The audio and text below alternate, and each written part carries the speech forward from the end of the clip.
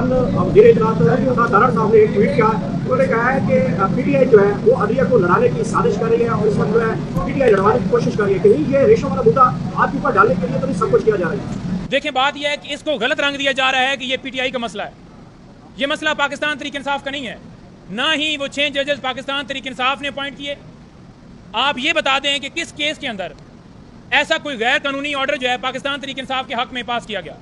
हमेशा अदालतों की तरफ ये रिमार्क्स आए कि अगर आप प्रेस कॉन्फ्रेंस करेंगे तो आपको छोड़ दिया जाएगा।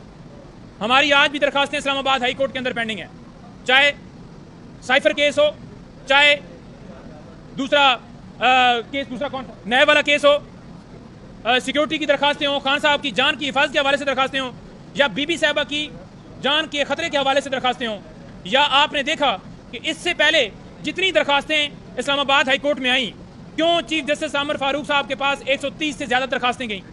क्या वजह थी? उस वक्त तो तारड़ साहब या दूसरे नहीं बोले, और ये गलत रंग दिया जा रहा है। ये मसला पाकिस्तान का है। ये मसला जो है, इस पाकिस्तान के मसले को पीटीआई के साथ ना जोड़ा जाए। सिर्फ उन जजेस के खिलाफ, देखें, यहाँ पर जो बोलता है उसको गद्दार डिक्लेयर कर दिया जाता है। आपने देखा कि कमिश्नर रावलपिंडी ने जब बयान दिया तो फौरन ही उसे अगवा करके फिर उससे बयान जो है उसकी तरदीद करवाई गई। और इसी तरह से जो ही 6 जजेस ने खत लिखा तो किसी ने प्रॉपर्टी का इल्ज़ाम लगाया उनके ऊपर, किसी ने कहा कि इसने इतने केस देखे हैं पाकिस्तान तहरीक इंसाफ के, 10 में से 6 दरखास्तें पाकिस्तान तहरीक इंसाफ के हक में दी हैं। तो ये सारे प्रोपेगेंडे हैं। यहाँ पर जो भी बोलेगा, जो भी बात करेगा, उसके साथ यही किया जाएगा कि वो आवाज़ न उठाए। और दूसरे नंबर पर यही PMLN हो, पीपल्स पार्टी हो, या दीगर जितनी जमातें हों, जब भी इदारों की तरफ से मुदाखलत की गई तो उस वक्त यहाँ पर खड़े होकर इन्होंने कहा जी कि देखें जी, अदलिया के ऊपर हमला किया जा रहा है, अदलिया के अंदर इन्वॉल्वमेंट की जा रही है, ये एजेंसियाँ यूँ कर रही हैं, ये कर। इस वक्त क्योंकि वो बेनिफिशरी हैं, उनको फॉर्म 47 के अंदर 10 रुपए की पेंसिल के साथ धांधली करके बनाया गया है, तो लिहाजा वो कहते हैं कि जो जज, जो शख्स जो भी बात करेगा वो गद्दार होगा, और जो उनकी चोरी डाके के ऊपर पर्दा डालेगा वो मुहिब वतन पाकिस्तानी है। मैं और ये पूरी कौम इन 6 जजेस को सलाम पेश करती है कि जिस तरह इस जुल्म बर्बरियत के माहौल में उन्होंने हक का कलमा बुलंद किया और आवाज़ उठाई।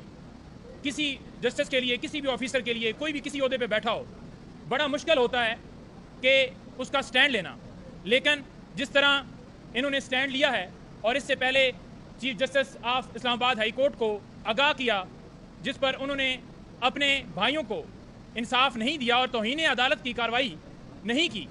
अगर आप दूसरी तरफ देखें तो जज ज़ेबा चौधरी केस आपके सामने होगा कि जब खान साहब ने सिर्फ ये कहा था कि हम कार्रवाई करेंगे, तो उसके ऊपर उस वक्त के चीफ जस्टिस अतर मनल्ला साहब ने फ़ौरन ही सो मोटो लेते हुए उसके ऊपर बेंच बनाकर तौहीन अदालत की कार्रवाई का आगाज़ कर दिया था।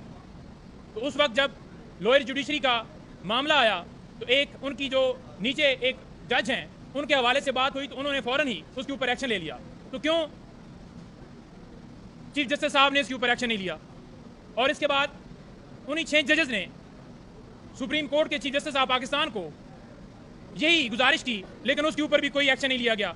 और यही बात हम देख रहे हैं कि ओवरऑल आज तक पाकिस्तान तहरीक इंसाफ हो, इमरान खान साहब के केसेस हों, इसी तरह से अदालतों को मजबूर किया जाता रहा। और इस लेटर ने इमरान खान और हम जो हमेशा कहते थे किस तरह से केसेस बनाए गए हैं, उसके ऊपर मोहर सबत कर दिया है। 300 वकला के खतूत ने, और जस्टिस रिटायर तसद्दुक गिलानी के बेटे वो भी उसमें शामिल हैं, जिन्होंने यही कहा कि सो मोटो लिया जाए। तो हम ये गुजारिश कर रहे हैं कि जब 6 जजेस ने लेटर लिख दिया था तो उस वक्त क्यों उस सो कॉल्ड वज़ीर आज़म को बुलाकर उसके साथ मुशावरत करके फिर उसे ये कह दिया गया था कि अदलिया आपके सामने बिछाई जाती है। रियासत के अदलिया और इंतज़ामिया 2 अलग अलग सतून हैं। तो आपने देखा कि अदलिया को इंतज़ामिया के नीचे लिटाया गया। किसने लिटाया, क्यों लिटाया?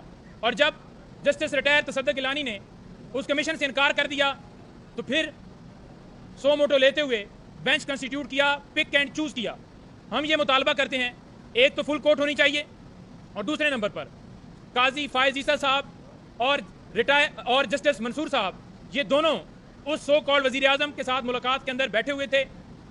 फिलफौर इस बेंच से खुद को अलहदा करें। वो अपना माइंड पहले ही डिस्क्लोज कर चुके हैं, वो अपना माइंड पहले ही ज़ाहिर कर चुके हैं।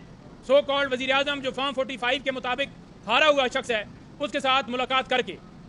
तो इसके साथ साथ हम ये भी मुतालबा करते हैं कि लाइव प्रोसीडिंग्स दिखाई जाएँ ताकि पूरी कौम देखे। और तीसरा मुतालबा हम ये करते हैं کہ جن ایجنسی کے اہلکاروں نے دھمکیاں دی ہیں، جنہوں نے مداخلت کی ہے، ان تمام اہلکاروں کو عدالت میں بلایا جائے اور یہاں پر ان سے سوالات جوابات لیے جائیں، کیے جائیں، اور اس کے مطابق ان کے خلاف ایکشن لیتے ہوئے ان کے خلاف کارروائی ہو. اور یہ 6 ججز نہیں ہیں، یہ پوری قوم انصاف کے لیے کھڑی ہے.